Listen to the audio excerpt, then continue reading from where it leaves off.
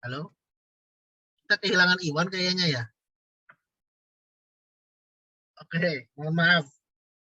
Ini ada sedikit kesalahan teknis. Mungkin, nah ya.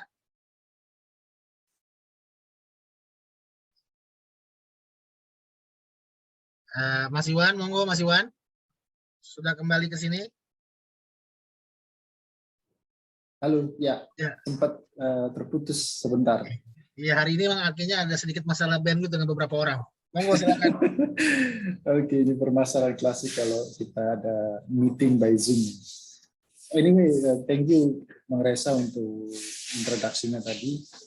Assalamualaikum warahmatullahi wabarakatuh. Selamat siang menjelang sore. Salam sejahtera untuk kita semua. Sebelum memulai acara, pertama-tama mari kita panjatkan segala puji dan syukur atas hidayah dan kesehatan yang diberikan oleh Tuhan Yang Maha Esa sehingga kita semua dapat mengikuti acara dari SWA Digital Legal Academy. Tidak lupa juga kita berdoa agar kita diberi kekuatan dan kesabaran untuk bisa melewati pandemi COVID-19 ini dengan baik. Kita langsung aja kenalan sama pembicara kita kali ini. Dia adalah Bang Melvin. Melvin Sumapung ini merupakan CEO dan co-founder dari Justika, sebuah marketplace jasa hukum yang memungkinkan masyarakat Indonesia memperoleh jasa hukum dengan jauh lebih mudah dan terjangkau. Bang Melvin sudah mencoba mengembangkan produk teknologi di bidang hukum sejak 2017 dan telah berkecimpung di bidang teknologi sejak 2016. Sebelumnya ia memperoleh pengalaman bisnis dan strategi saat bekerja di Pelindo 2 dan Excel Axiata sebagai corporate strategis. Oke, kita langsung aja kasih kesempatannya Bang Melvin untuk sharingnya. Nanti bagi teman-teman yang mau ada pertanyaan tentang apapun ya, nggak terbatas yang akan disampaikan oleh Bang Melvin, selama itu masih bisa dijawab, kita akan coba bahas satu persatu. Oke, langsung aja Bang Melvin, the screen is yours. Iya, terima kasih banyak nih Bang Iwan, Bang Reza, kata-katanya luar biasa. By the way, panggil nama aja. Aku nggak enak dirinya dipanggil beliau dan Bang, karena sejujurnya aku juga merasa masih banyak banget founders atau tech entrepreneurs yang sebenarnya pengalamannya jauh lebih besar dari aku gitu ya. Dan kami ini di Justika masih sangat very early. Kami stage-nya juga kalau orang kan kebanyakan kalau ngomong startup ngomongnya masalah stage funding. Kami masih di seed funding. Banyak yang sudah jauh lebih besar gitu dan jauh lebih berpengalaman. Tapi ya mudah-mudahan 1-2 hal yang saya bisa sharing itu bisa ada apa ya namanya ya, bisa ada something yang memicu diskusi sehingga kita semua di sini bisa saling menemukan ide-ide baru lah. Terima kasih waktunya nih Sabtu. Aku langsung cerita aja gitu ya sebagai gambaran awal, tapi mudah-mudahan nanti lebih banyak kita diskusi gitu. Aku pengen cerita apa sih yang sebenarnya mungkin selama perjalanan di Justika yang aku pelajari. Nah, sedikit cerita tentang perjalanan karir ya in a way supaya kebayang tentang saya gitu. Jadi saya lulus 2012 dari Teknik Industri ITB. Saya bukan orang hukum. Saya lulus dari Teknik Industri tahun 2012.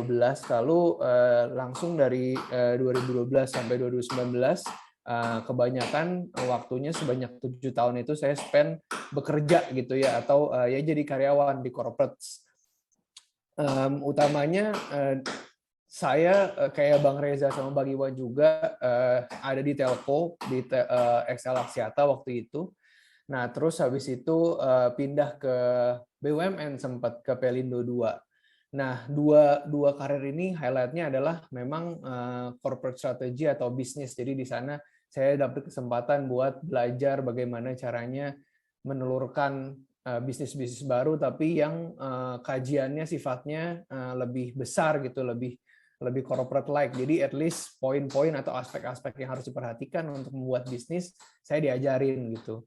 Nah, terus saya karena lumayan lumayan ngerasa bahwa kalau di perusahaan besar itu hanya membuat deck aja atau presentasi, terus selesai presentasi udah pulang kantor, terus besokannya mungkin saya udah nggak tahu gitu kejadiannya apa dari deck itu, terus orang pada make atau enggak, impact-nya bagaimana gitu. Jadi kemudian saya mencoba buat mencari tempat yang birokrasinya jauh lebih rendah, lebih flat. Dan waktu itu tahun 2017-2018 emang mulai booming tuh startup dan tech industry, di mana salah satu yang paling digembar-gemborkan kan organisasinya flat.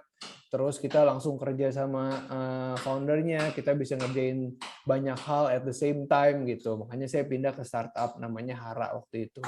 Nah, dari sana baru kenal dengan banyak orang, makin belajar bagaimana caranya bikin bisnis, terus tapi dari sisi teknologi, bikin barang, teknologi, ketemu sama berbagai macam mentor yang bantu saya sampai sekarang. Jadi itu yang membawa saya menuju Justika gitu. Nah, tapi mungkin secara lebih lengkapnya nanti saya bisa cerita lebih dalam khusus mengenai ide mengenai Justika ini. Nah, mungkin supaya cukup ada konteksnya, saya cerita sedikit deh tentang Justika karena saya yakin nggak semua tahu tentang Justika nih. Oke, jadi pada dasarnya problem yang ingin Justika solve tadi Mas Iwan udah sempat jelasin juga, Bang Iwan ya, bahwa pada dasarnya kita ngelihat bahwa akses terhadap jasa hukum di masyarakat Indonesia pada umumnya itu masih sangat-sangat terbatas gitu. Jadi kita at any given point of time gitu ya, kalau ngelihat itu ada 110 juta masyarakat Indonesia yang saat ini punya masalah hukum yang signifikan gitu dari suatu survei. Nah ini kalau ditanya gitu ya, mereka punya masalah hukum atau enggak dalam 2 tahun terakhir. Nah angkanya ini kan lumayan banyak gitu ya, jadi something yang benar-benar dialamin orang gitu. Nah tapi kalau ditanya, oke, masalahnya signifikan, masalahnya mengganggu, menghilangkan harta benda, menghilangkan ketenangan hidup dan lain sebagainya, tapi udah melakukan apa? Nah, 71% dari orang ini kalau ngomong bahwa ya udah mereka nyerah dan nggak ngapa-ngapain gitu. Kenapa? Karena mereka bingung, nggak tahu harus kemana, nggak tahu harus ngapain, udah gitu, udah bingung, taunya kalau lawyer tuh mahal, terus takut ditipu dan lain sebagainya gitu. Jadi pada dasarnya mostly menyerah gitu. Inilah masalah yang Justika pengen coba bantu gitu. Nah, gimana caranya sih kita bikin hukum nih jadi terjangkau si Justika ini? Nah, daripada nyerah, pengguna-pengguna ini atau masyarakat yang punya masalah hukum bisa masuk ke platform Justika gitu. Terus mereka tinggal bayar 30.000 untuk dalam kurang dari 5 menit bercerita dan chatting dengan advokat Justika yang sudah berpengalaman dan terkurasi. Jadi mereka masuk cerita aja 2 atau 3 kalimat mengenai masalah hukum mereka gitu ya. Terus orang langsung menebak nih si sistemnya gitu ya, langsung tahu. Kita bikin simple AI NLP sederhana gitu ya. Jadi kita tahu, oh ini masalah keluarga nih, ini masalah apa. Nah, kita match dengan lawyer dengan bidang keahlian yang sesuai juga. Jadi mereka tahu, oh ini lawyer yang akan ngobrol sama saya ya. Oh oke deh, saya clear nih, nyambung nih sama saya. Saya bayar, langsung saya ngobrol sama dia gitu. Nah, pada dasarnya mirip Halodoc juga cara kerjanya gitu ya. Habis setelah mereka berkomunikasi, mereka akan punya berbagai macam layanan yang kemudian ditawarkan oleh lawyer supaya masalahnya cepat selesai. Apakah misalnya, Pak kirimin deh dokumennya untuk saya cek, to the extent sampai mereka dibikinin dokumen somasi, terus mereka misalnya apa namanya, ditemenin buat negosiasi sama pihak lawan sampai ditemenin ke pengadilan gitu ya. Dan selama kasusnya berlanjut gitu. Nah, semua itu by the way ada dalam platform dan mereka menggunakan penawaran yang ada dalam platform semua jadi transaksinya. Kalau Justika kan jualan obat, kalau Halodoc ya jualan obat, tapi kalau di Justika langkah selanjutnya lebih ke langkah-langkah hukum.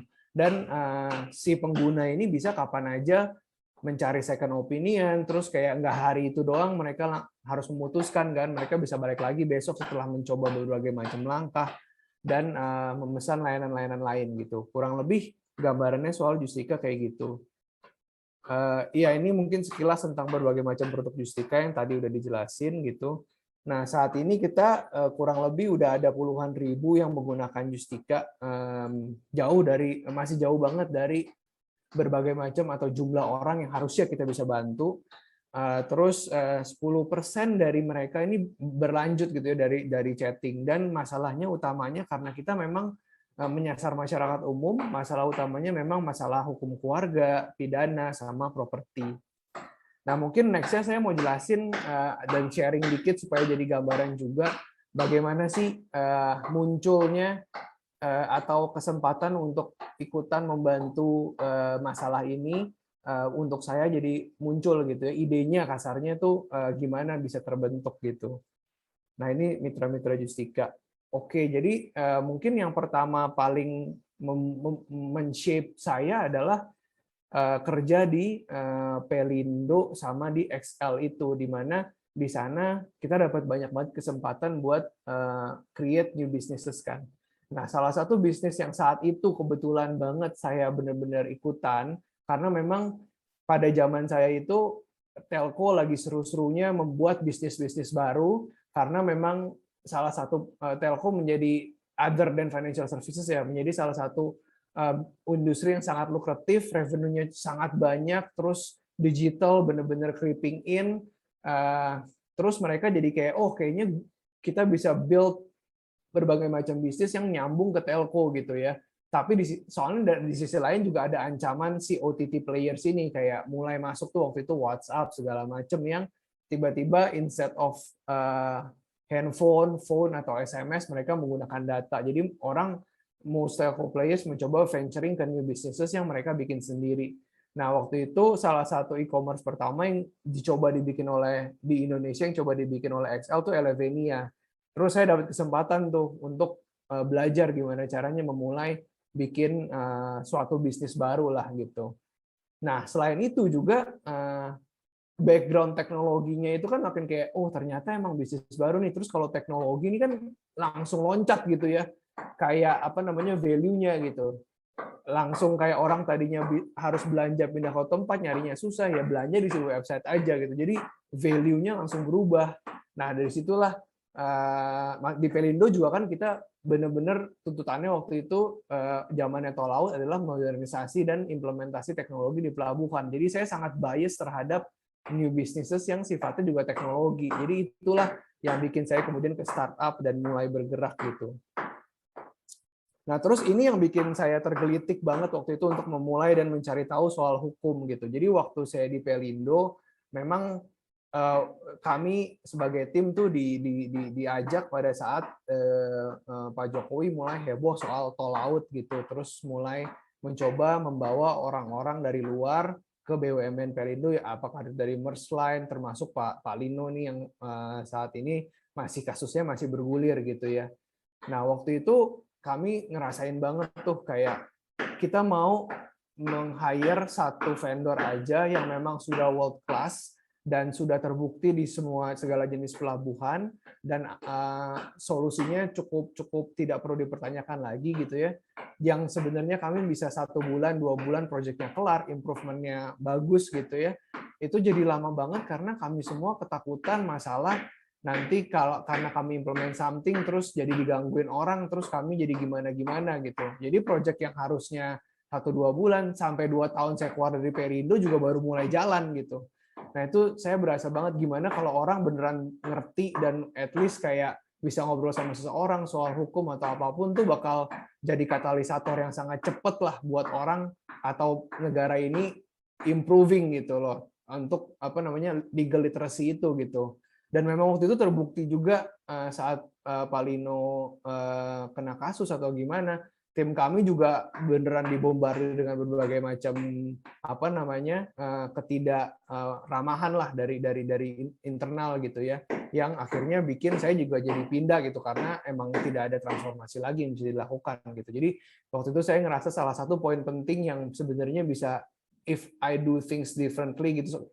Kalau lebih banyak orang yang ngerti soal hukumnya waktu itu dan tidak setakut itu atau gimana pun, mungkin banyak hal yang bisa kita lebih cepat dan banyak hal buruk yang nggak terjadi gitu. Makanya waktu saya dikasih kesempatan masuk ke startup, dan startup ini adalah yang sangat liberal waktu itu ya, jadi kita dikasih kesempatan buat ya udah lu bikin produk aja yang memang lu pengen dan lu tertarik gitu. Makanya saya jadi masuk ke legal gitu.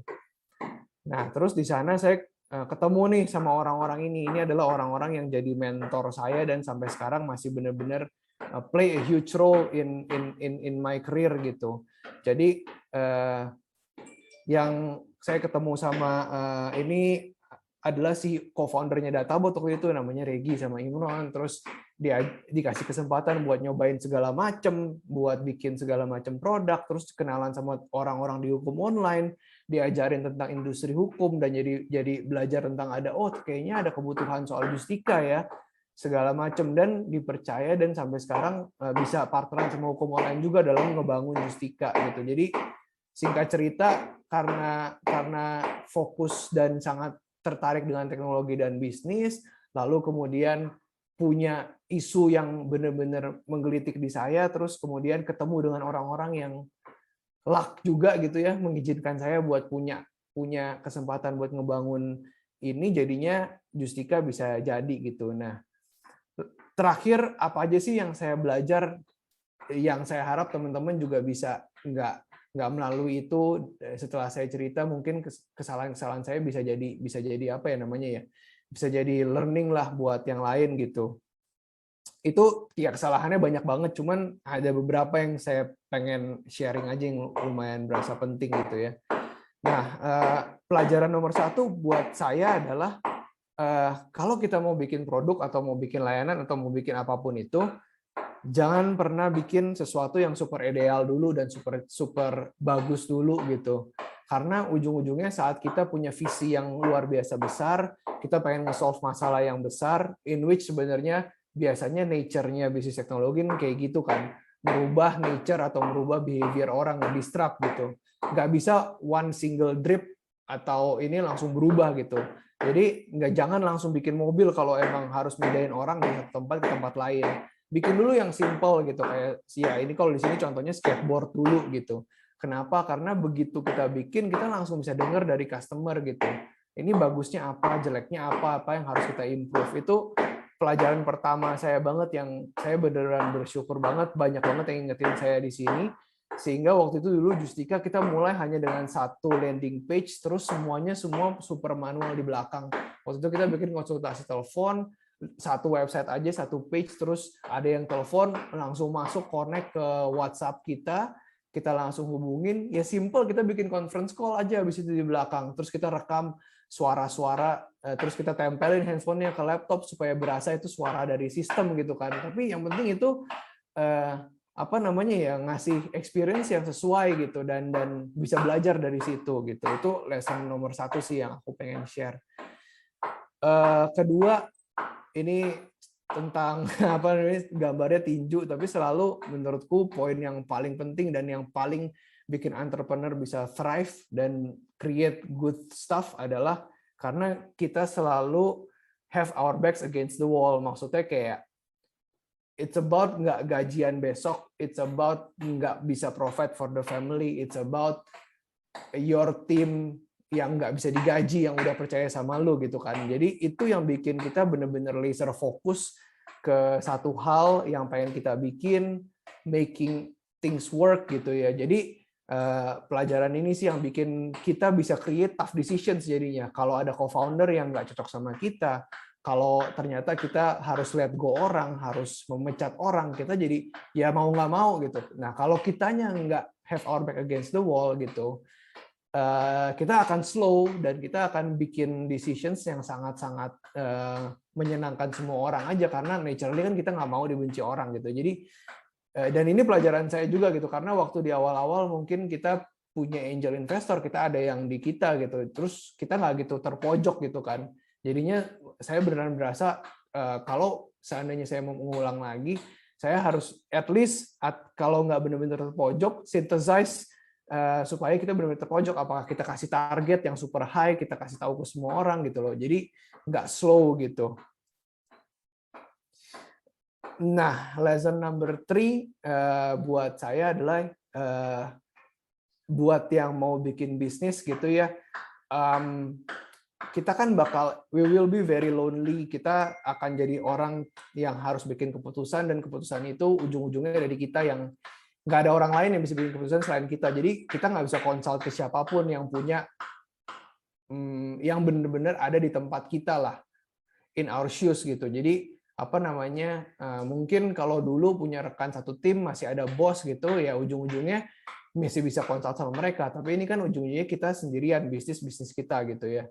Nah itu jadi usaha apa namanya, banyak yang jadinya saat kita dihadapkan dengan situasi yang sangat sulit, terus kayak aduh ini bisnisnya bakal work nggak ya, will I make it through gitu, apakah aman, ini runway tinggal berapa lama, udah nggak punya uang gitu kan.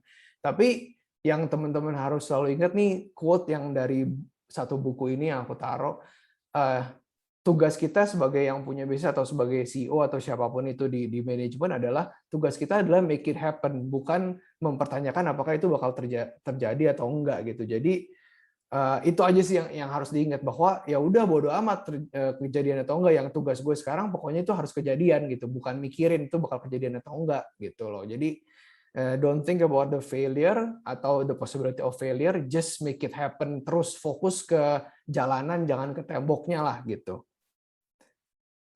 Iya, lesson number 4 buat aku gitu ya, personal nih, when you karena lu bakal very lonely gitu ya, try to make decisions and try to share everything sama teman-teman, sama partner lu di bisnis, mentor, investor, siapapun itu.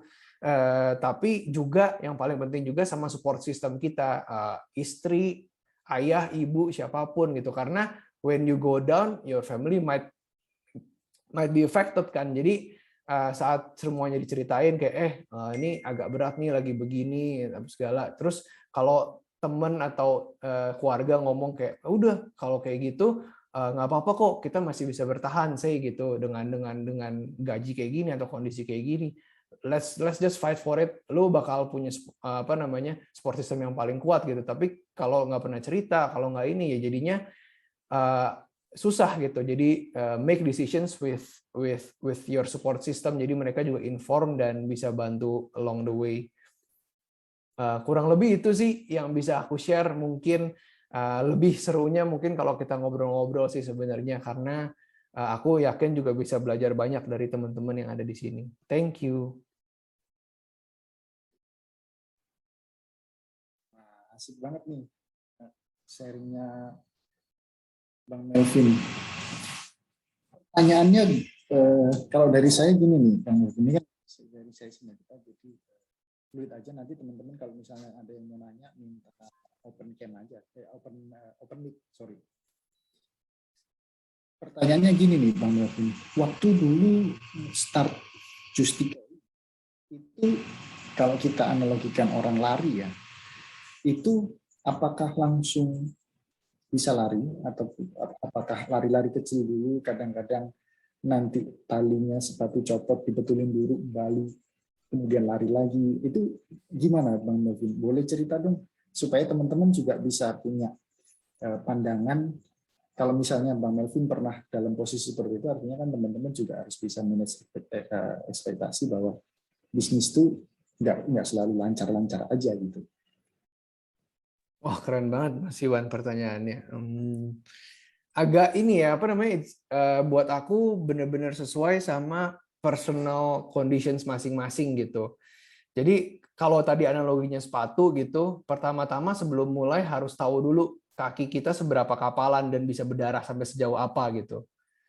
Jadi apa namanya, aku kebetulan kenapa aku berani dan ya udah jalanin aja, karena safety net gue juga oke gitu. Maksudnya gue nggak perlu biayain orang tua gue sampai sekarang masih bisa cari sendiri gitu.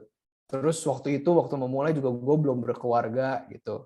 Jadi gue tahu nih, gue apa namanya bisa allow diri gue buat berdarah-darah sampai sejauh apa dan berapa lama gitu. Gue juga tahu kayaknya gaya hidup gue kayak gini nih, tapi gue bisa turunin sampai segini.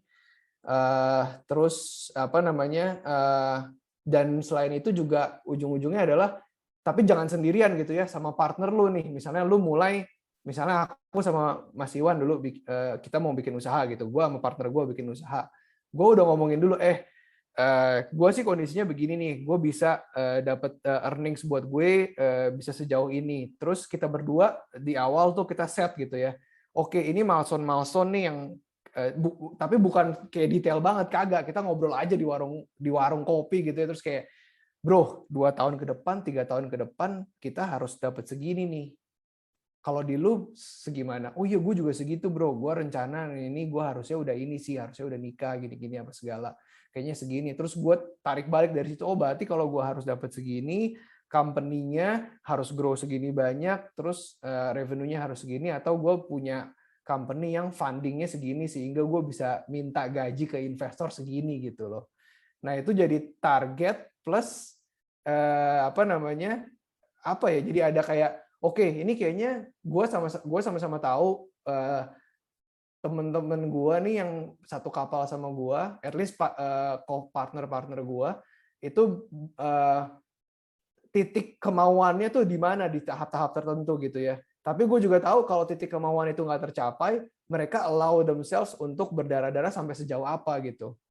Jadi dari sana tuh jadi baru tahu tuh, oh ini kayaknya oh ya udahlah kakinya agak berdarah dikit nih, apa namanya sepatunya belum gua taliin, bodo amat, jalan dulu aja, lari lah, masih ada ini kok, masih ada space gitu, kita sikat dulu. Nah space-nya seberapa, ininya seberapa, balik lagi ke masing-masing orang sih, Mas Iwan ya.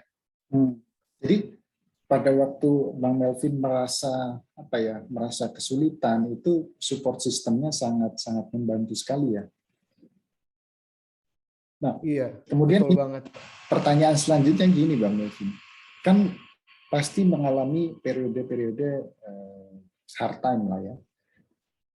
Kapan atau bagaimana Bang Melvin ini punya keyakinan bahwa suatu saat saya bisa gitu.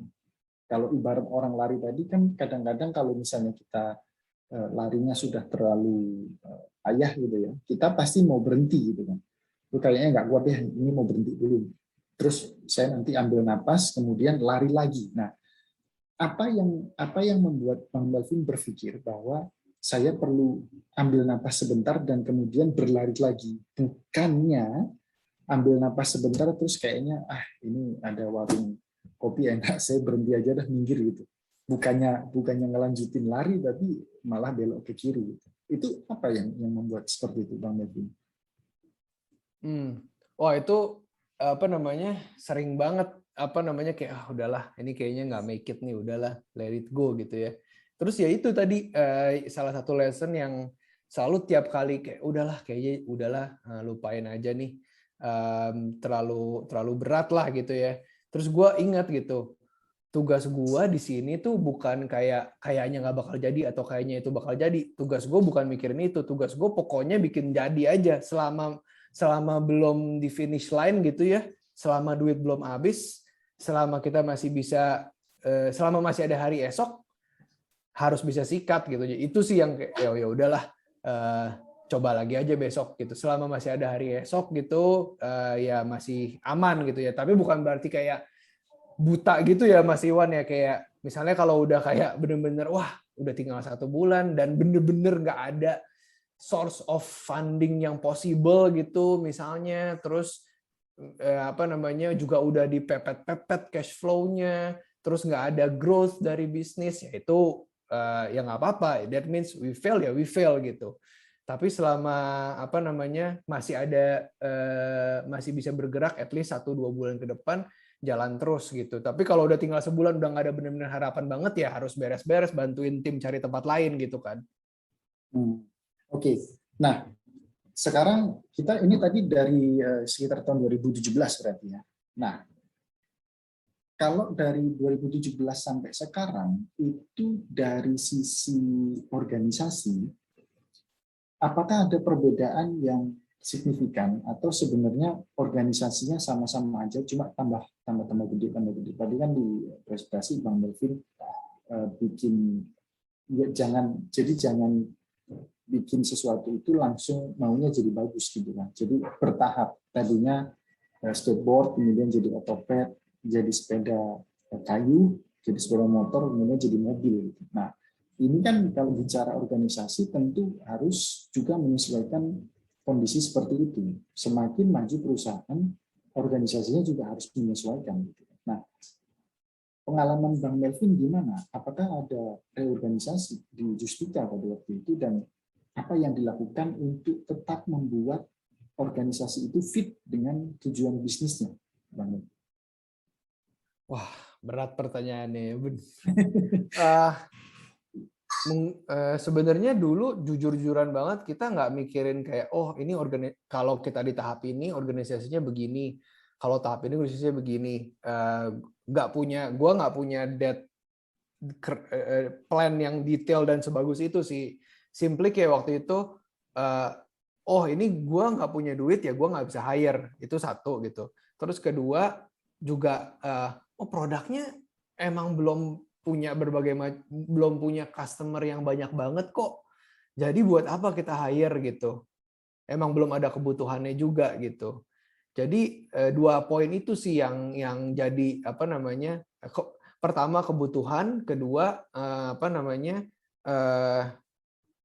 sumber daya buat memenuhi kebutuhan tersebut gitu. Dan ini sebenarnya saling berkaitan gitu ya. Jadi pertama simply kita ngelihat kayak dulu gue belajar banget sih untuk kayak memulai at least harus ada apa aja gitu. Jadi at least kita tahu at least semua yang kerja dulu kan ya yang punya bisnis gitu. Gue sama partner gue tahu gue bisanya ini, dia bisanya ini. Oke, kita berdua nih mulai semuanya sampai MVP jalan keluar gitu ya.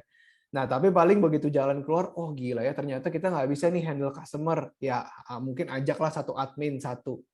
Terus gue nggak kenal nih semua lawyer kan gue dari TI, gue ajak satu senior lawyer satu. Jadi kita tuh pas memulai itu mungkin hanya 5 atau 6 orang gitu ya di awal banget tuh. Dan awalnya itu cuma bertiga, terus setelah kayak 6 bulan atau 7 bulan baru berlima dan berenam gitu. Nah terus udah tuh sejak saya itu berasa ini naik terus nih ya kebutuhannya. Kayaknya ada something nih, baru kan kita punya kesempatan buat ngomong ke orang, bos minta duit dong, ini ada potensi nih, gue kasih tahu nih potensinya gimana. Nah duit dari lu gue mau pakai buat hire orang. Ya udah, terus baru tuh kita tambah satu tim yang beberapa fungsinya gue delegate gitu, misalnya product design bisa gue delegate, ini bisa jadi di delegate. Jadi lebih banyak eksperimen yang bisa dikerjain at one time gitu. Itu mungkin bergerak jadi mungkin sekitar 10-12 orang. Nah itu tuh di saat dimana we make a lot of mistakes gitu. Karena kita nggak ngerti kan harus ngambil orang kayak apa. Kita juga belum ngerti manage-nya harus gimana. Jadi banyak orang yang akhirnya gue ambil juga gue terpaksa harus let go juga tuh di situ. Tapi so far sekarang malah dengan adanya funding yang baru, terus kita dari 12 nih sekarang bergerak ke 18 sih. Jadi belum sampai nge-hire gila-gilaan juga karena memang kebutuhannya belum ada gitu, balik lagi, dan produknya belum proven juga gitu. Tapi yang menarik adalah ini yang gue juga belajar. Jadi waktu itu kan kita susah banget nyari orang. Jadi banyak startup keren-keren, startup bayarnya gede banget. Terus kita susah banget lah cari orang. Udah kita juga nggak terkenal segala macam gimana. Nah jadi kita dulu terlalu lama ini juga sih, terlalu lama kita keliling-keliling. Gue tiap hari bisa ke PS, ke Sensi, ke interview dan bayarin orang makan supaya dia mau join di kita gitu kan. Tapi susah banget dan it takes too much time. Gue jadi keliling-keliling doang. Akhirnya ditawarin intern. Wah ternyata dapat intern aja yang mungkin nggak sesenior yang kita bisa, fresh grad itu udah bisa do a lot of things gitu ya. Walaupun internnya bukan tapi internnya harus juga lumayan pinter, lumayan geraknya gesit tuh udah bisa bergerak lagi tuh, bisa do stuff gitu sih, Mas Iwan. Kalau untuk servisnya sendiri ini tadi kan Bang Melvin konsepnya orang-orang itu nggak punya akses masalah hukum untuk support hukum karena harganya relatif mahal gitu ya. Nah kemudian Bang Melvin ini menawarkan solusi ini bisa lebih murah loh kalau lewat sini gitu kan. Nah ini kalau saya bayangkan mungkin juga ada orang-orang yang sampai sekarang ini belum terjamah oleh teknologi, belum terjamah oleh telekomunikasi. Nah ini dulu awal pemikiran adanya branchless banking, Bang Melvin. Branches banking itu kan untuk orang yang kategorinya underbank atau unbanked. Jadi orang yang memang secara kemampuan ekonomi nggak punya kemampuan untuk nabung di bank, atau yang unbanked, memang tidak terjamah oleh bank di areanya dia. Gitu. Nah, kalau dari Bang Melvin sendiri, ada nggak planning untuk memasarkan si Justika ini sampai ke sana, sampai ke titik di mana orang yang tidak mendapatkan akses telekomunikasi pun bisa gitu. That's a very good point gitu ya. Sebenarnya jawabannya jadi yes and no sih Mas Iwan. Gimana ya? Soalnya apa namanya? Yes-nya kenapa? Karena secara idealistik gitu ya. Kalau visi saya sendiri gitu pengennya gitu ya. Kalau ya mungkin nanti kalau Justika bisa grow besar gitu, terus emang punya sumber daya, mungkin jadi ada semacam kayak yayasan gitu yang bisa benar-benar masuk ke ini apa namanya untuk ngebantu gitu si apa namanya di pedalaman gitu juga gitu. Secara yes-nya sih yes gitu ya, secara idealistiknya gitu. Dan mungkin beberapa bisa diakalin dengan nggak tahu gitu ya, di tempat-tempat yang mungkin kalau emang nggak ada sinyal, udahlah itu mungkin solusi Justika jadi sangat-sangat, gue nggak kebayang sih terus terang kalau nggak ada sinyal gue gimana ngebantunya gitu. Tapi kalau smartphone belum ada, yang penting sinyal ada, masih bisa diakalin, misalnya jadi ada agen yang keliling ke sana gitu ya, atau mungkin pakai feature phone atau dilayanin pakai SMS gitu, gue nggak tahu, konsultasinya mungkin bisa juga, nggak tahu gitu. Tapi ya mungkin bisa. Jadi ya kalau, tapi masalahnya adalah no-nya kenapa? Karena most likely jadi pro bono dan mungkin jadi nggak bisa ngambil monetary value dari sana gitu. Dan nggak apa namanya nggak fair juga gitu ya untuk mungkin masalahnya, mungkin bahkan aku kalau di pedalaman atau kalau di ini mungkin masalahnya bukan yang super heboh juga, jadi kita bisa ngambil fee besar juga gitu. Dan jadi at the current stage that Justika is in, mungkin nggak make business sense kalau ke sana langsung sih. Tapi mungkin kalau seandainya kita udah kayak lumayan besar, terus bisa kayak tadi afford yayasan atau apa, tuh jadi menarik banget sih, dan jadi fulfilling banget, aku yakin. Kalau misalnya secara bisnis wise ya mungkin nggak masuk hitung-hitungannya. Ya anyway kan orang tetap perlu hidup ya, tetap perlu uang gitu. Kita nggak mungkin melakukan semuanya secara pro bono gitu. Tapi kalau dalam konteks CSR itu dimungkinkan ya, Bang Melvin. Gitu. Justika bikin corporate social responsibility untuk menjangkau orang-orang yang seperti itu. Iya, dan mudah-mudahan udah nanti sampai di mana kita jadi bisa punya dana CSR sih. Amin. Amin, amin. Nah, untuk produknya sendiri nih, Bang Melvin, jasanya gitu ya. Kalau kita ngomong hukum, itu kan katakanlah kita bicara soal kontrak drafting gitu. Kontrak itu kan mulai dari negosiasi, bisnis, teknis, legal, semuanya ya. Setelah itu kita tuangkan dalam bentuk tertulis, kemudian setelah ditandatangani ini kan jadi arsip gitu kan. Arsip ini penting nanti kalau misalnya ada dispute gitu. Nah, kalau dari Bang Melvin sendiri udah ada belum sih yang mengcover area itu? Misalnya katakanlah si Justika bikin cloud untuk disewakan ke corporate, jadi yang mau nyimpen data boleh di saya gitu. Itu kayak gitu ada nggak sih Bang Melvin?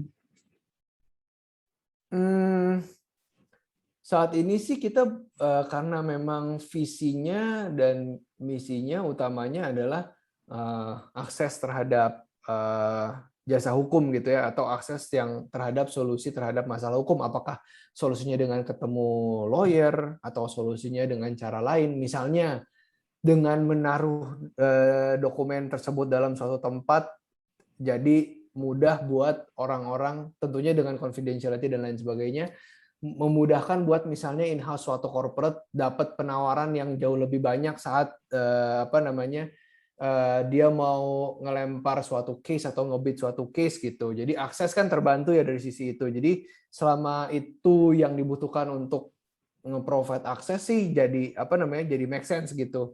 Tapi untuk kita bikin dokumen safekeeping atau layanan semacam cloud untuk particularly something yang disimpan untuk file orang sih mungkin apa namanya ranahnya saat ini Justika belum ke sana sih. Saya mau nanya dikit nih Mas Iwan. Ini menarik. Yang Mas Iwan lempar barusan ini langsung menggugah saya untuk tanya sesuatu. Saya ngopi dulu kalau gitu. Silakan. Melvin, ini fokusnya Justika adalah legal technology untuk marketplace law firm ya, apa legal service. Legal technology ini kan ada banyak.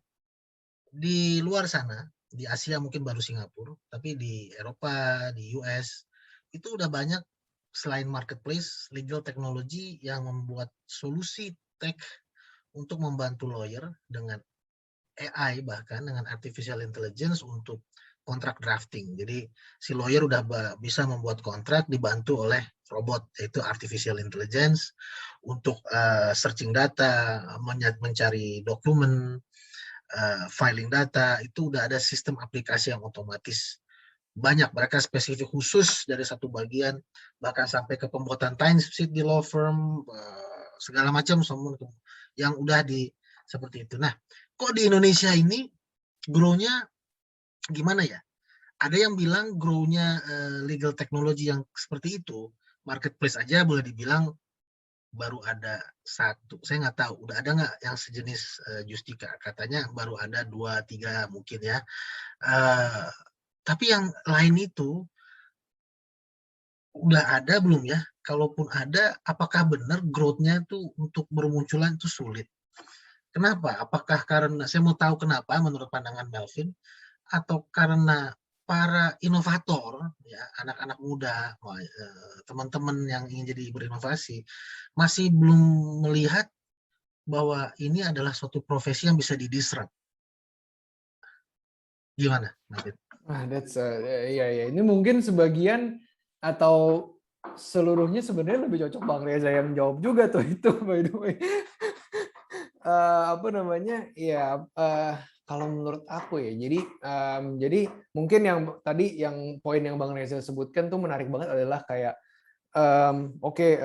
legal tech innovations itu kan customer-nya beda-beda gitu ya. Kebetulan Justika membantu end user langsung ke customer dari legal services itu dengan memberikan akses. Tapi ada juga yang tadi Bang Reza bilang yang sifatnya membantu the legal service provider itself gitu. Apakah dengan productivity tool, bikin timesheet, atau bahkan bukan cuma lawyers tapi juga misalnya hakim di Mahkamah Agung gitu punya e-court sekarang gitu kan. Jadi itu that sort of stuff tuh ini lagi.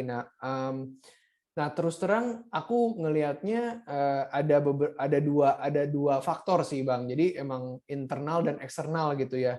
Dari kenapa terutama kalau ngomong kenapa aspek yang di sisi legal tech players nih kan kalau di legal legal players kan berarti ya Bang Reza tadi poinnya ya lebih ke sana instead of the market gitu ya.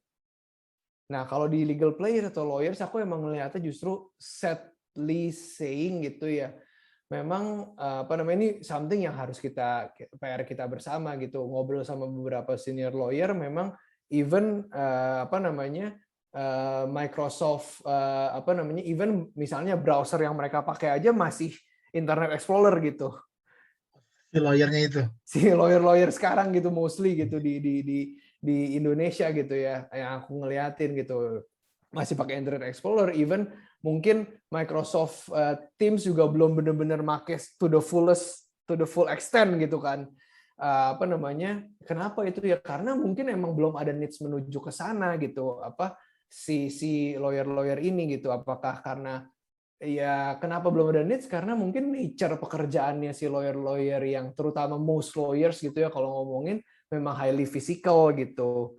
Kalau ngomongin lawyers yang punya case yang memang besar, emang harus ketemu sama orangnya gitu-gitu. Jadi memang lebih banyak dikerjakan tidak dengan teknologi gitu. Tapi kalau di sisi lain gitu ya, Bang Reza, mulai bermunculan kayak hal-hal yang sifatnya membantu pekerjaan-pekerjaan yang straightforward gitu, kayak legal research gitu kan, terus creating timesheet, practice management solutions gitu-gitu. Nah itu udah mulai bermunculan. Nah adopsinya mungkin mulai dari sana dulu gitu ya, nggak bisa something yang super disruptif gitu, karena mungkin mereka hanya terganggu misalnya, aduh ini gue riset susah banget sih, jadi terganggunya di situ dulu gitu. Aduh ini gue kenapa sih harus bikin timesheet gitu. Terus ya jadi dia bikin si practice management solution itu yang nyatet timesheet-nya gitu. Jadi mungkin emang arahnya masih di sana gitu. Dan sebenarnya most solution itu kan kayaknya udah bisa kebantu juga dengan suite yang memang mereka udah pakai, misalnya di Google Workspace atau di 365 itu juga banyak solusinya kan. Gitu, Ya, Bang. thank you Melvin. Mas Iwan, sebelum Mas Iwan mungkin mau lihat pertanyaan Mas Awal, ini Ya. saya mau komen ada